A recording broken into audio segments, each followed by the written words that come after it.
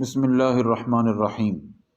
حضرت سیدنا عبداللہ بن سلام رضی اللہ تعالی عنہ فرماتے ہیں، ہم نے اس بات پر مذاکرہ کیا کہ کون حضور نور سید الاولین والآخرین حضرت محمد الرسول اللہ صلی اللہ علیہ وسلم کے پاس جا کر یہ پوچھے گا کہ اللہ تعالیٰ کی بارگاہ میں کون سا عمل سب سے زیادہ پسندیدہ ہے۔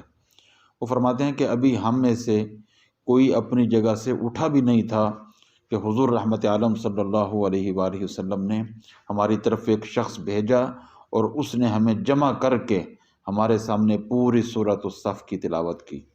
اس حدیث مبارکہ سے یہ بھی ثابت ہوا کہ رحمت عالم صلی اللہ علیہ وسلم کو اللہ رب العزت کی عطا سے علم غیب بھی تھا، جیسا کہ حدیث مبارکہ روشن دلیل ہے۔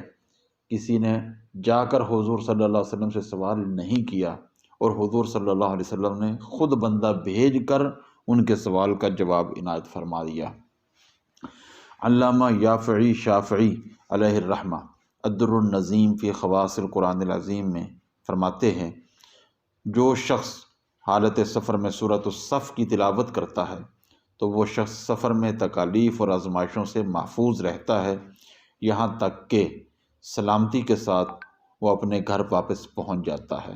الدر النظیم فی خواص القرآن العظیم صفحہ 104۔ اللہ رب العزت کی بارگاہ میں دعا ہے اللہ رب العزت ہمیں اس صورت کی برکات سے کما حقہ مستفید ہونے کی توفیق نصیب فرمائے۔